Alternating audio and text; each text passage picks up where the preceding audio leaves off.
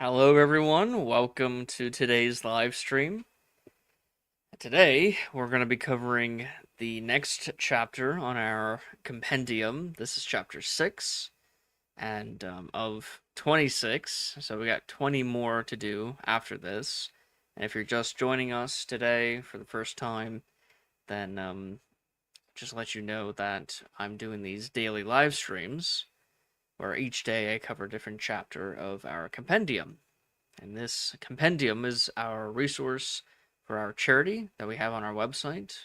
You can follow us, you can follow me going through this chapter on our website, which is www.tarpeia.us. And this is chapter 6 of the compendium called More Perfect Union. And yeah, this chapter covers the 5 years following the American Revolution, and which includes the creation of the Constitution. And this chapter is divided into 4 sections. Each section has its own dedicated timeline that you can click through, and each timeline includes primary source documents and events to provide context to what's going on during these time periods. And so we begin at the very start. So this is 1784. The Treaty of Paris has just been ratified in January of 1784, and now people are looking towards consolidating the government, making sure that the Treaty of Paris is actually being enforced, and you'll see that it not being enforced will cause lots of problems. You also have the aftermath of the war, you have a financial crisis, and here, let me just read my description of this section. Oh, by the way, prolusion just is a fancy word for prelude, or, what happened before, that is, before the Constitutional Convention. I wanted each of the sections to rhyme, because this is convention. This covers the Constitutional Convention, and then this section is ratification, which covers the ratification process for the Constitution, and then transition, which is after the Constitution has been ratified, how does it replace the Articles of Confederation, and how does the new government begin with the first election? So I wanted all the sections to rhyme, and it also rhymes with the chapter title, More Perfect Union. And so I looked up what are synonyms for prelude, and I found prolusion, which matched perfectly. So that's why this is prolusion. So this section covers the years 1784 to the start of 1787, and this is when the fledgling United States had high hopes for a post-war peace, but got mounting peril as foreign powers exploited American weakness. Spain closed the Mississippi, Britain refused to evacuate frontier forts and armed native resistance, and American trade was squeezed out of global markets.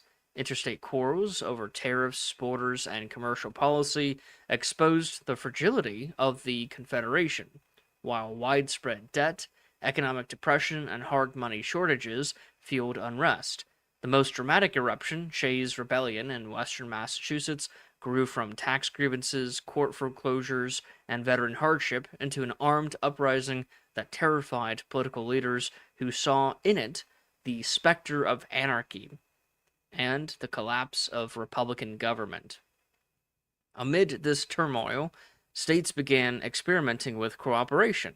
The Mount Vernon, Virginia Maryland Compact of 1785 modeled regional solutions, and the Annapolis Convention of 1786 called to address interstate commerce, boldly recommended a general convention to revise the Articles of Confederation. By early 1787, with domestic unrest rising, foreign threats unrelenting, and confidence in the Confederation evaporating, a broad clamor emerged for a constitutional convention that could rescue the Union from fragmentation and destruction. So that's my little synopsis of this section. And so Jefferson, he will, in March of 1784, propose a land ordinance for the federal government, and this will become the ordinance, the Northwest Ordinance of 1787. Governor Clinton of New York proposed going to war with Vermont. For those of you who don't know, Vermont was kind of like the 14th colony to rebel against Great Britain during the American Revolution. It wasn't with the other 13 colonies in the Second Continental Congress. It was kind of doing its own thing, fighting alongside us, but also not really cooperating with us, at least not politically. And so New York will propose to declare war on Vermont, which at this time is an unrecognized de facto independent state claimed by New York. Congress declined to do this. The land ordinance proposed by Thomas Jefferson will be approved, and it removed the ban on slavery by one vote. So even all the way back, as soon as the American Revolution is over, Thomas Jefferson is proposing a ban on slavery in the federal territories, and at least with this first proposal, they removed the ban on slavery. And this resolves that the territory ceded to the United States by the Treaty of Paris or by individual states, and that already purchased or to be purchased from the Indian inhabitants, will be offered for sale by Congress and divided into future states. New Hampshire will create its own constitution in 1784. Spain will close the Mississippi River to the United States. Spain has just got back some of its territories that it used to have, like Florida, and at this point, the Louisiana territory is not yet French. It still belongs to the Spanish. And so the Mississippi is very much controlled by Spain at this point, not yet by the United States. You have the Treaty of Fort Stanwix. This treaty is signed between the U.S. and the Iroquois League, marking early American Native negotiations after the Revolutionary War.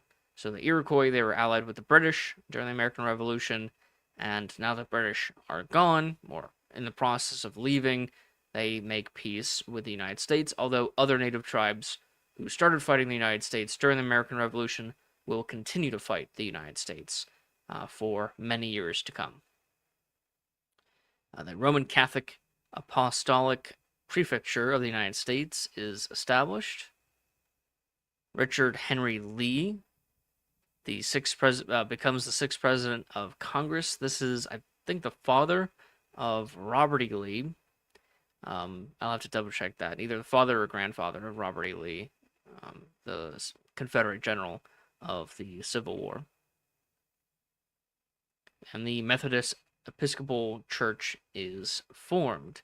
So we have religious establishments going on. We have state constitutions being created. We have foreign affairs having to worry about. And now you're going to have some interstate cooperation going on with the Mount Vernon Conference. This is the Maryland-Virginia Compact, which solved fishing rights, trade rights, and got rid of any tariffs or any taxes in between the two states. Yeah, the Notes on the State of Virginia by Thomas Jefferson. This is a book written by Thomas Jefferson giving a overview of what's going on in Virginia. He talks about the plants, he talks about geography, he talks about what products are being made in the state, he talks about the demographics, he talks about a wide range of topics. One of the topics that he talks about that's notable is slavery, and he will mention, and he not just during this time, but for the next couple of decades, the next 40 years, really, he's going to be talking about slavery as a moral evil that needs to be gotten rid of and will threaten the Union. And he's right about that. Slavery does threaten the Union in the form of the Civil War. The Land Ordinance of 1785 is passed. That is the same land ordinance that Thomas Jefferson proposed. And also in Virginia, you have the debate going on in the state of Virginia, which will cover religious establishment in the state. And so Patrick Henry, I believe it was Patrick Henry, he proposed a bill to have a tax where the revenue of that tax will go to churches. And during the debate, James Madison will argue against this tax in this speech called Memorial and Remonstrance Against Religious Assessment. And so he gives an excellent argument as to why we need to have a separation of church and state, and this is on the state level, not on the federal level. So a lot of people, you hear some more religious types nowadays arguing that America was founded with church and state united. That's true for some states, but then they lost that union. But it's also not true for other states, and many of the founders were very skeptical and suspicious of any combining church and state. This does not mean that they weren't religious. Virtually all of the founding fathers were religious to varying degrees, and so it's not to say that religion has no influence on people and their influence on their politics, but that religious establishments, the clergy, the church itself, the institution of the church, will not be connected to any state. So there's a difference between the church and then the religion. The church will be separated, even though the religion will have a profound influence on politics at this time. Benjamin Franklin, he was the ambassador of the United States to France, and he will return from France in September of 1785 in order to be here in the United States, in order to be here for the Constitutional Convention. Maryland will ratify the Mount Vernon Compact, and soon after, Virginia will. And John Hancock becomes the 7th president of Congress. That is Congress under the Articles of Confederation. And this is not the same kind of president as the current executive. The president at this time is more like the Speaker of the House. Here's the first treaty that the United States signs with the Cherokee Nation. Virginia ratifies the Mount Vernon Compact. Virginia Statute for Religious Freedom. This was a bill written by Thomas Jefferson during the American Revolution, and I think it was proposed in 17... I'll have to check the previous chapter. I mentioned it yesterday, but it was proposed by Thomas Jefferson, and it took a couple years in order to be passed. So again, the same thing that I mentioned earlier about religious freedom. You have freedom of religion, and then you have freedom from religion. And both of these were being applied in the United States to varying degrees. One, freedom of religion, is the right to practice your own faith without interference. And then freedom from religion is that the government will not impose any religion or religious tradition or anything like that onto you. And so any religious practice or anything like that. And so freedom of religion is letting a Catholic hold a Catholic mass on their own without the government stepping in and shutting it down, while freedom from religion is the government not forcing Catholics to denounce transubstantiation or something like that. denounce Catholic doctrine in favor of Protestant doctrine. On January 21st, 1786, Virginia will call for the Annapolis Convention. So Virginians at this time are the ones pushing for the Constitutional Convention. They want to amend and really they want to replace the Articles of Confederation. So they're calling for the Annapolis Convention, which will lead to the Philadelphia Convention, which will then lead to the creation of the Constitution. Nathaniel Gorham becomes the 8th President of Congress. Morocco will sign a peace treaty, or not a peace treaty to end a war, but a treaty of peace and friendship with the United States. Morocco was one of the first countries to recognize the United States as an independent country, all the way back in 1778, I think. And so even before European countries were recognizing the United States.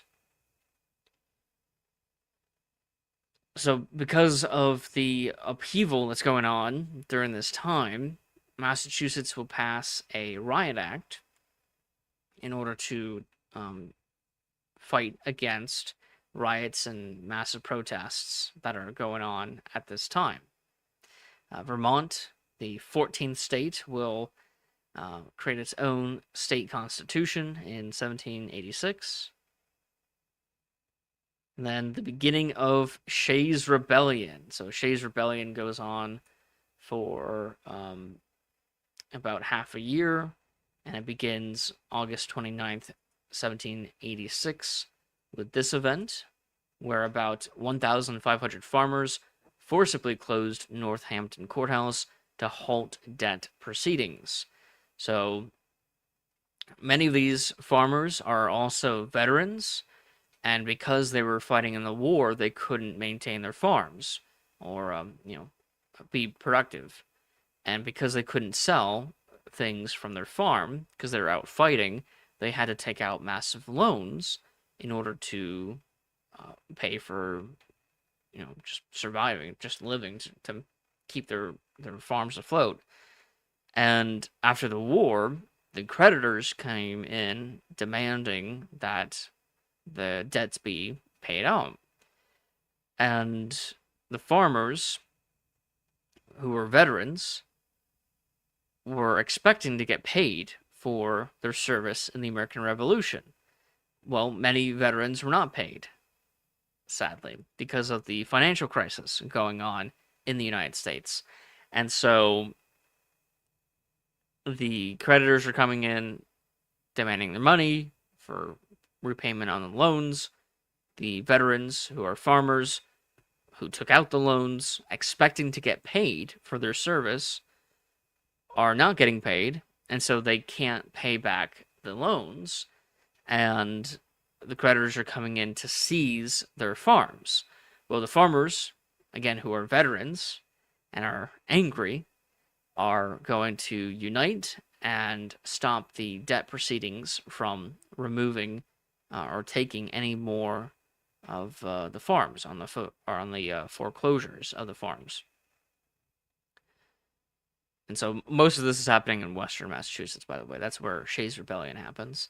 So the armed farmers blocked the Massachusetts Supreme Court in Worcester to demand relief. Then you have the Annapolis Convention, which only lasts a couple days, and it is presided by George Washington. Following the Annapolis Convention, the report that the Annapolis Convention creates reaches Congress, and a Grand Committee of 3 is formed to debate the issue of interstate trade. In New Hampshire, up to 200 paper money regulators in Exeter rioted, demanding issuance of paper currency. On the Affairs of the State is a political essay written by Thomas Paine, talking about all of the troubles that the young republic is going through. And this is before Thomas Paine goes to France to join the French Revolution. The Grand Committee of Three reports to Congress on the Annapolis Convention report. The three included Pinckney from South Carolina, Smith from Maryland, and Henry from Virginia. Reported on trade powers the states had or had not granted. The reports reinforced the need for broader reform, but no vote on a convention followed, at least not immediately. New Jersey elects delegates to the Constitutional Convention. So New Jersey is the first state to approve of the delegates they will send to the pending Constitutional Convention. Now, the convention has not yet been approved, so it's not being scheduled. It might not even happen, and yet states are eager to approve of delegates who will then go to the Constitutional Convention. Virginia will elect its delegates. The regulators, that's during the Shays Rebellion, will write a public letter on their grievances that they want addressed. Pennsylvania will elect its delegates to the Constitutional Convention.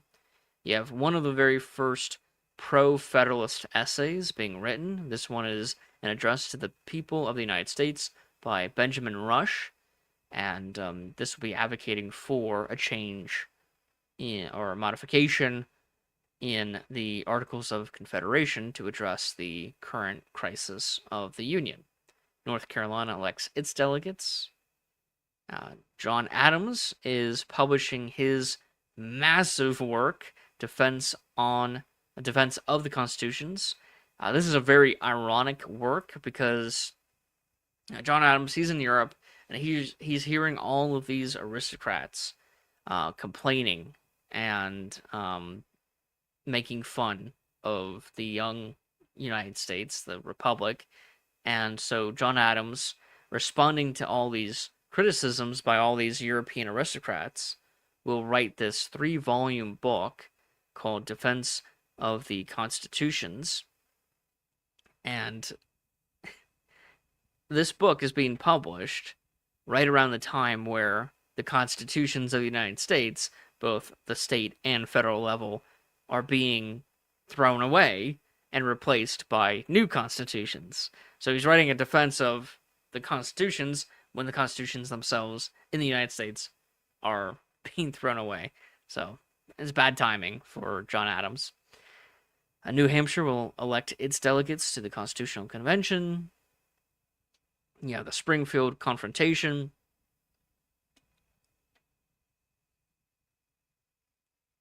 Excuse me.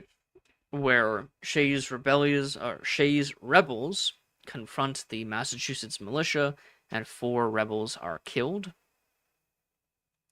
Arthur St. Clair becomes the 9th president of Congress, and now that a presiding officer and a quorum is restored, Congress could at last resume the Annapolis Convention. Delaware elects its delegates to the Constitutional Convention. Georgia does the same. Now you have a second Grand Committee.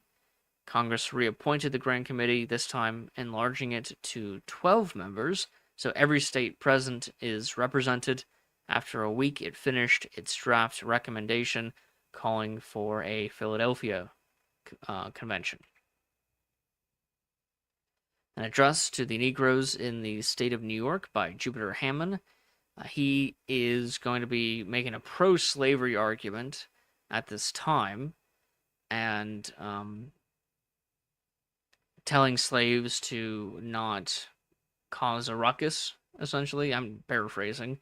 And obey your masters, and that kind of terrible argument. The Second Continental, or not the Second Continental Congress, the Congress under the Articles of Confederation will vote to have the Philadelphia Convention. That vote is done on February 21st, 1787. And so this is official. The Philadelphia Convention is now going to happen. And most states at this point have already chosen their delegates. Massachusetts will follow suit, same will New York and South Carolina. And Rhode Island will refuse to elect delegates to the Constitutional Convention. Rhode Island, in my opinion, sucks because during the American Revolution, Rhode Island was the only state to vote against a tax that would allow the federal government to raise revenue to pay for the war and to pay veterans and help alleviate the financial crisis of the early republic. And also during that time, because the federal government could not raise taxes on their own, it depended on money from the states. Rhode Island would be the only state during the American Revolution to not donate a single penny to the war. So Rhode Island kind of sucks. But at the same time, it's because Rhode Island sucks and completely stopped the federal government from being effective that the Constitutional Convention is happening in the first place. It's because of the failures of the old system, of the Articles of Confederation, exemplified in Rhode Island, that will lead to the Constitutional Convention. So maybe Rhode Island actually doesn't suck.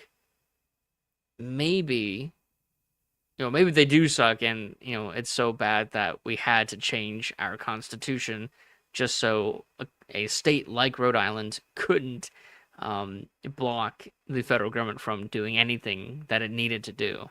So, it's because Rhode Island sucks, a great thing happened, which is the creation of the Constitution. During this time, James Madison is writing political essays. This is a famous one, Vices of the Political System of the United States. And this one, he is arguing for a change in the government. He will advocate for a tripart government instead of a unicameral government, which is what the Articles of Confederation has, and stuff like this. And you'll see a lot more of the system that he has in mind in the next section. James Madison will write a letter to Washington, trying to convince Washington to go to the convention and to be the presiding officer of the convention. Washington will arrive in Philadelphia on May 13th, 1787, which is the day before the start date of the convention. And so this concludes the first section. Now we go into the second section, and this covers every day of the convention. Now, I'm just going to summarize it real quick and show you how we're going to be covering each day, rather than just going over each day, because that would take me a very long time. And so for the convention, like I said, we have every single day where the delegates actually met to conduct business. And it was supposed to be, the first day was supposed to be on May 14th, but since a quorum didn't arrive on time, they had to push it back to May 25th. And so May 25th is the actual day where the convention is opened. And so on this timeline that I made, I have every single day of the convention. I wrote a little description of what happened on that day. I chose a VIP for that day. Of course, on the first day, it has to be George Washington. And it's on this day that he's elected the president of the convention. And then if you're looking for the primary sources that I use, you can click on the link and it'll take you to the full text of the primary sources. The primary sources that I use for this convention includes the official journal of the convention, which is here, and then notes by individuals, individual delegates who went to the convention. On this day, I have Madison's notes and then Yates's notes. And so you can go through and read all the notes from these guys. And this was compiled by someone over 100 years ago. And so I've just changed the format of it. And I think it's a little bit easier to read all this information instead of having all the notes on the same page for the entire convention. And then on the next day, they debated the rules of order, which is how the convention will be conducted. And the VIP for this day is George Wythe. He's the one who submits the rules of the convention. On day 4, this is the day that Edmund Randolph of Virginia will propose the Virginia Plan. Now, the Virginia Plan was written by James Madison, but it's proposed by someone with a little bit more um, political, I guess, acknowledgement, or everyone already knows Edmund Randolph. Not that many people at this time know about James Madison, and so he will propose the Virginia Plan, which is the first draft of what would become the Constitution. And it's the framework from which the rest of the convention will structure the Constitution. On the 5th day, they debated having a tripart federal government, that is the 3 branches of government: legislature, judiciary, and executive. On day 6, they debated what the legislature will look like, which they called Congress, and so they decided on establishing a bicameral legislature. So you have a 3-part government, and one of those parts is a bicameral legislature. And then on day 7, you have instituting the executive, where they talk about the executive. Day 8, they talk about how the executive will be elected or removed from office. On day 9, they talked about the veto. Day 10, they talk about the judiciary. And so every single day of the convention we have up here, it's still a work in progress. I still have to write all of the descriptions and then organize all the primary sources. But this is pretty much what it's going to look like for all 89 days that they met at the convention. And during this time, you have some people like Foreign Spectator writing these pro-Federalist essays. So the pro-Federalist debate has already begun, even before the Constitution is even written. And so day 89 is the last day of the convention, which is September 17th, 1787. And on this day, they passed 3 documents. The first is the resolutions of the Constitutional Convention, which is going to talk about how they want the Constitution to be ratified.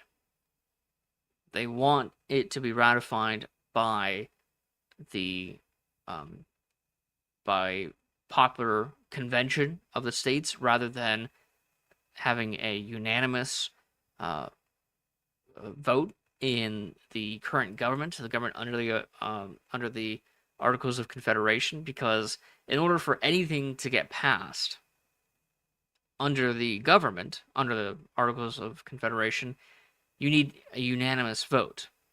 And so the delegates at the Constitutional Convention do something very smart, very smart. What they say is that if the government approves of these resolutions unanimously, then that means that the Constitution does not need to be supported by unanimous support of all the states. Only 9 of 13 states will be required before the Constitution goes into effect. And so these resolutions will be sent to the Congress before being sent to the states.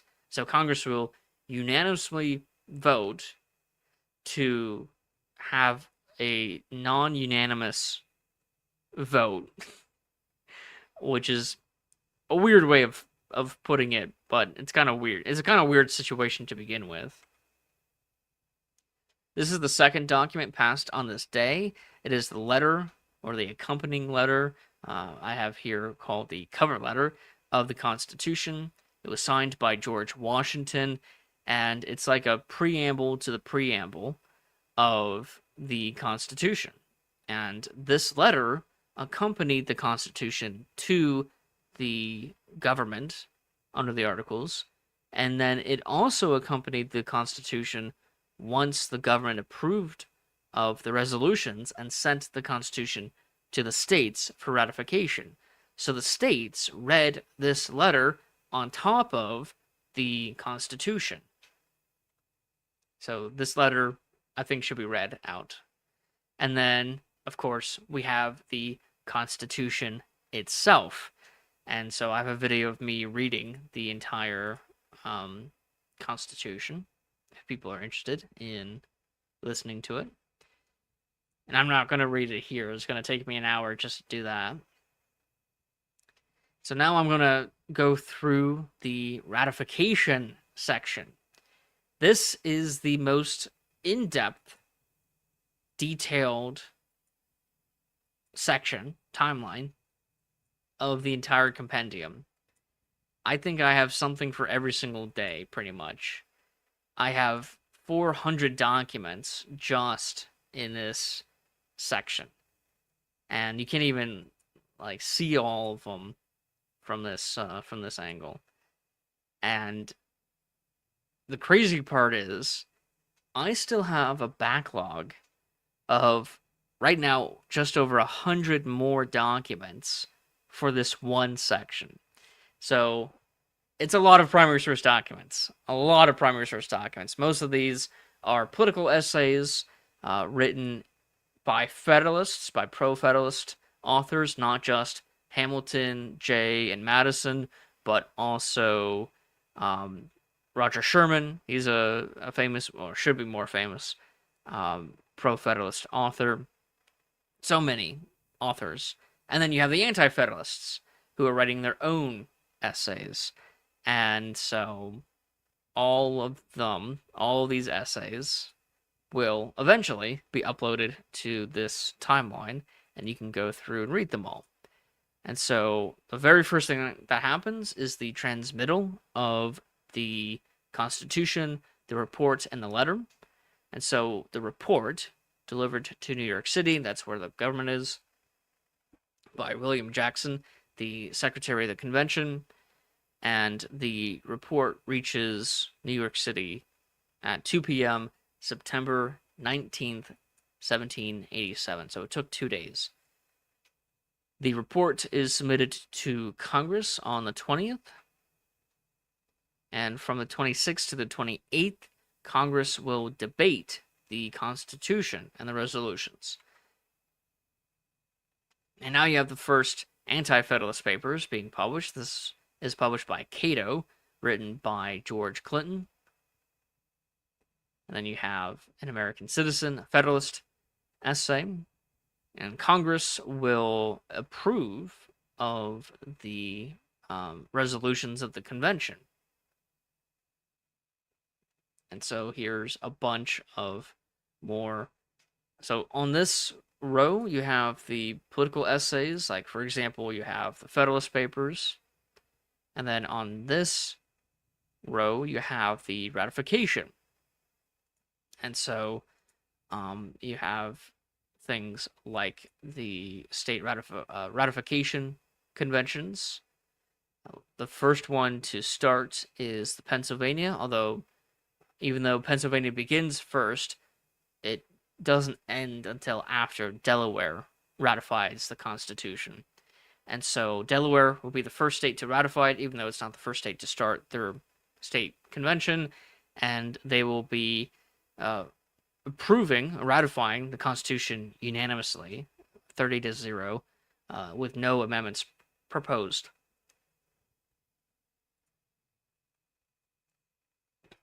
So now you have the New Jersey State Ratifying Convention, and Pennsylvania during this time will ratify the Constitution. And again, while all this is happening, you have the pro-Federalist and anti-Federalist debates going on. And so I just have a bunch of these documents. I cannot go through all of them today.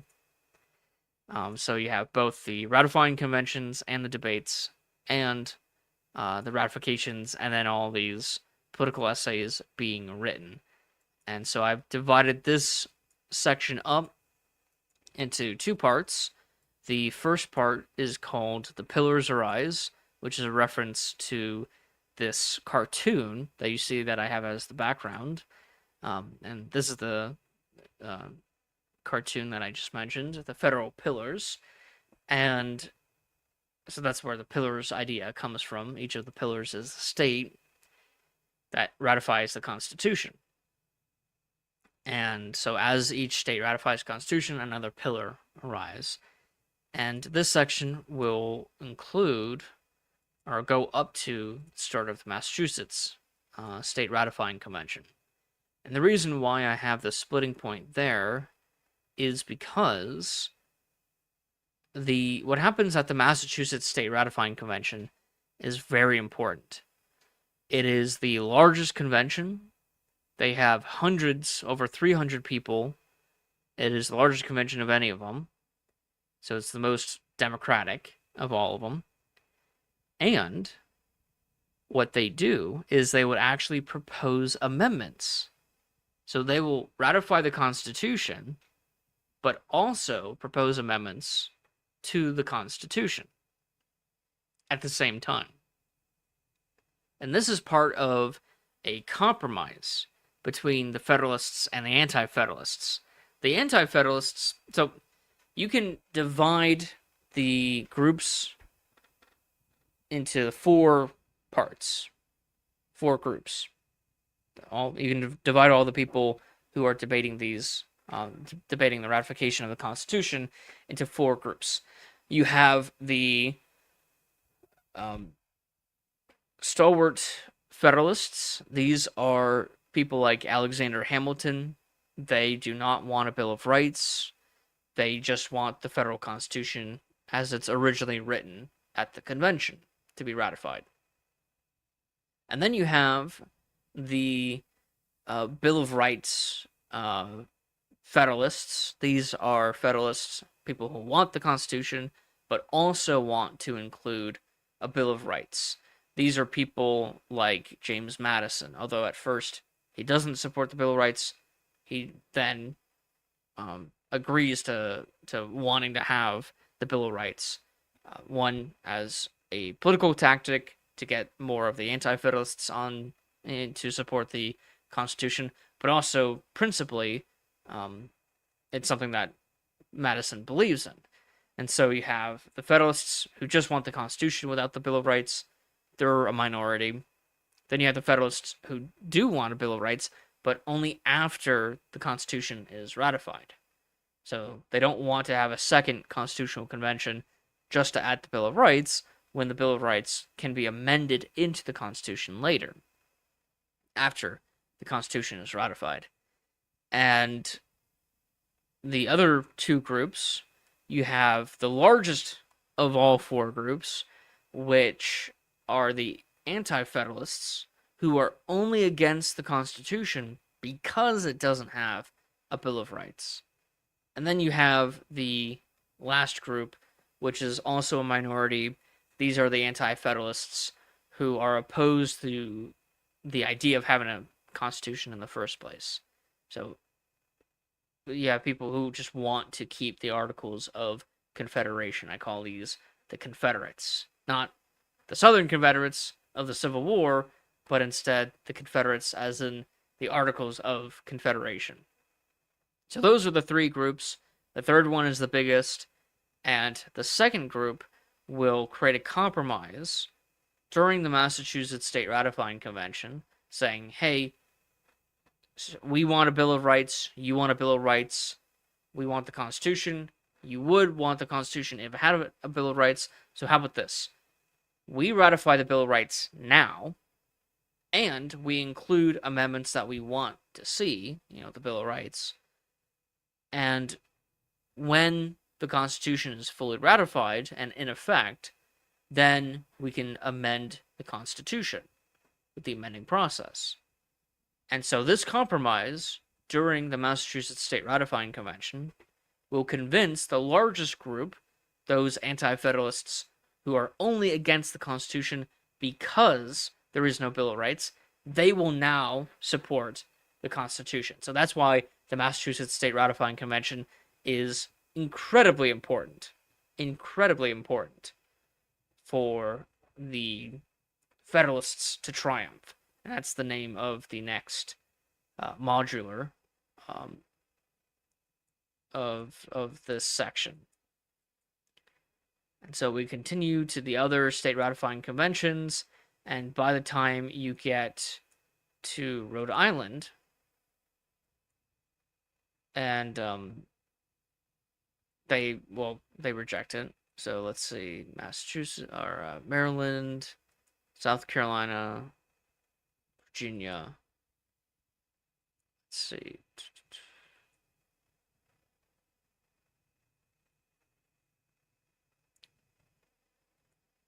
Rhode Island.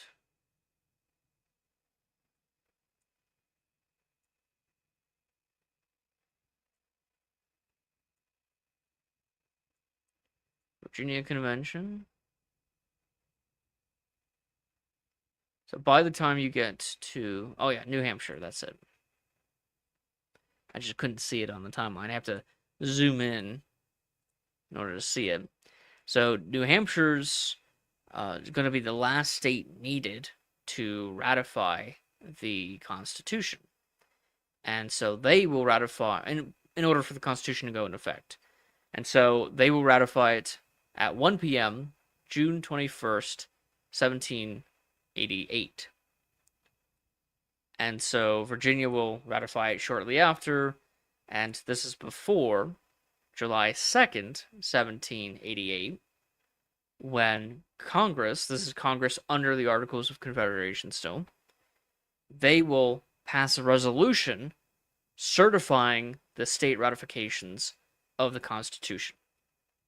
So, this, July 2nd, is the point where the Constitution is fully ratified, because the ratification letters need to be certified.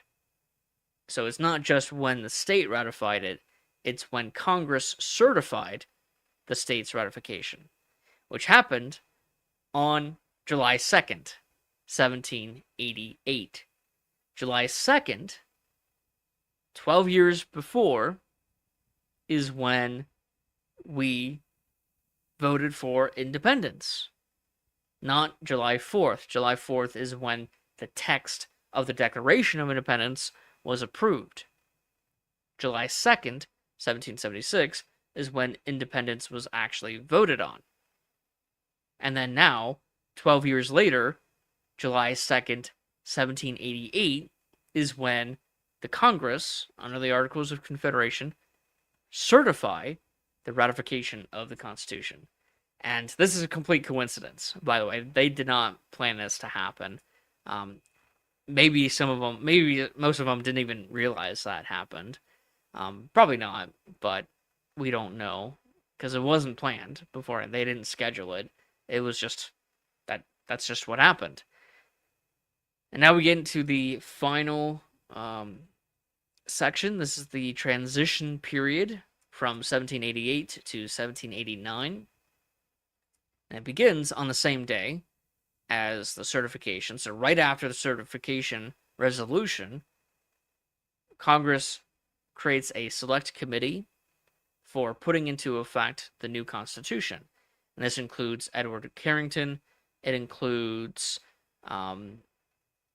Piermont Edwards from Connecticut, Abraham Baldwin from Georgia, Samuel Allen Otis from Massachusetts, and Thomas Tudor Tucker from South Carolina. And so these are the men who will create a resolution on when and how the election for the new Constitution and the new government will begin.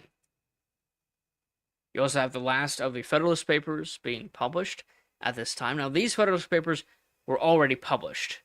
They were published together in a volume, the second volume, a couple months before. but now they're being published a second time, but individually in newspapers, which is kind of interesting. And I think the reason why they did this, maybe, and I'll have to double check this, maybe the volumes that were published didn't get as much viewership as publishing it in the newspapers. So that might be the reason why they decided to republish the Federalist Papers in individually in newspapers rather than just have it in the volume, in the second volume that they had published. So the Select Committee submits its draft on July 8, 1788, and Congress will be debating the draft bill. North Carolina will have its state ratifying convention, where it did not ratify the Constitution, but they did send amendments and a Declaration of Rights proposed. New York ratifies the Constitution and submits a circular letter for a second constitutional convention. You have the second draft of bill. You have the last Federalist paper being published on August 13th, 1788. And then Congress will pass this resolution on fixing the date of the first election. Letter from James Madison to Thomas Jefferson. Convention defining and establishing the functions and privileges of consuls. This is to deal with foreign affairs. Now you get the first presidential election. And this is a video by Mr. Beat. I suggest you guys check out his channel and watch this video. And it's about the first presidential election. And yeah, it is Washington versus Washington. He's the only guy who gets any serious support for the presidency. Although there were some states that didn't participate, like New York took too long to send their electors, and so New York wasn't counted.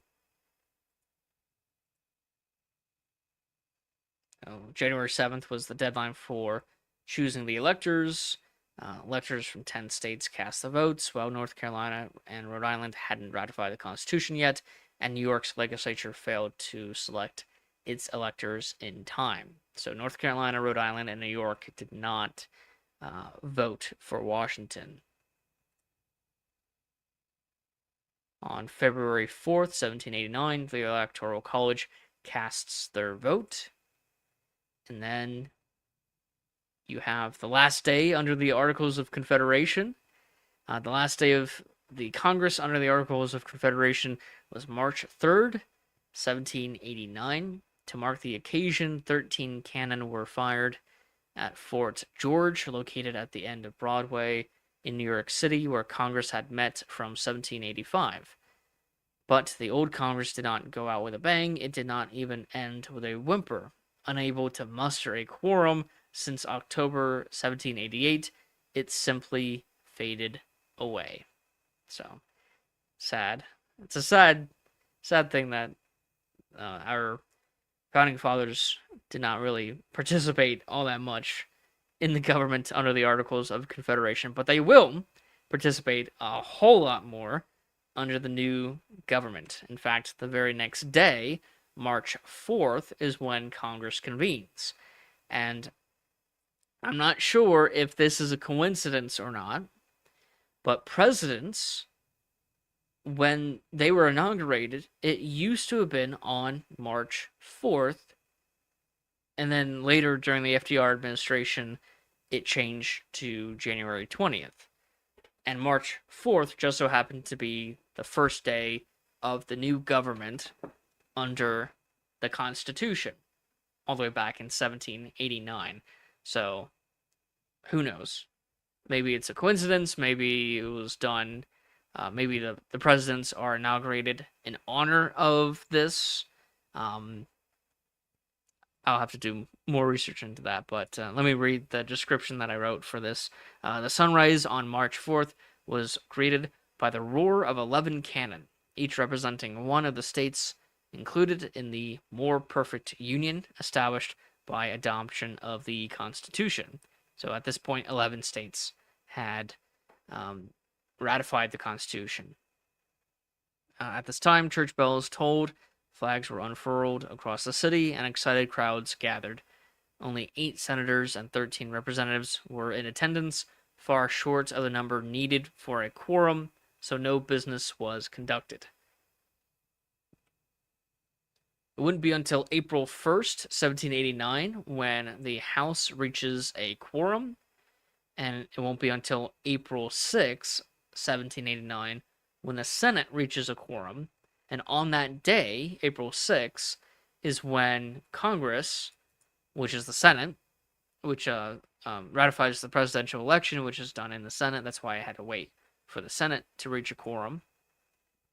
And they certify the election of George Washington unanimously as president, and then John Adams as vice president.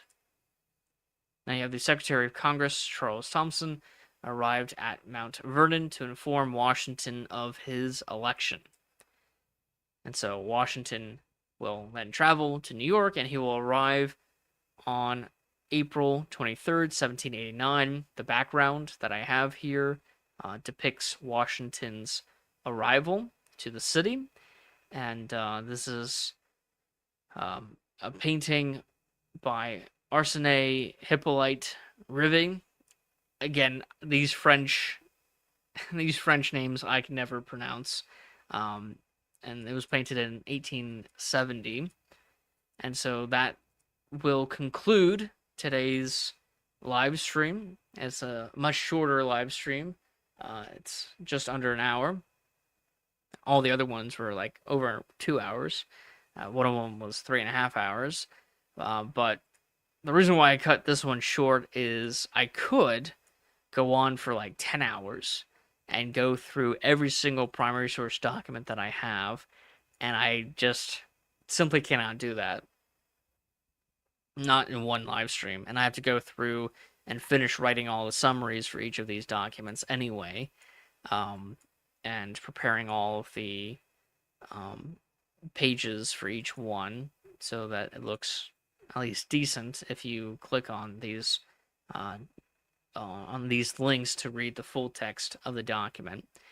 And so so this is chapter 6 of our compendium, More Perfect Union, and it covered the creation of the Constitution from the Prelusion, which is the prelude, post Revolutionary War, until the convention, and then the convention itself, then ratification process, and then the transition process, all for the U.S. Constitution.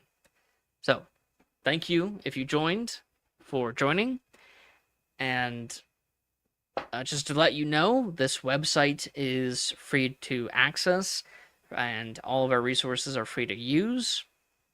We don't have any advertisement, so if you want to donate to support us, please do so. We are an educational nonprofit, a 501c3, so all donations are tax deductible and go towards upkeeping this resource.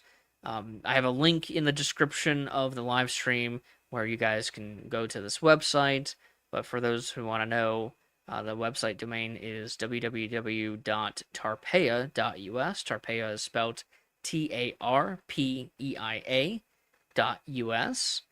And this is the 6th chapter of the compendium called More Perfect Union.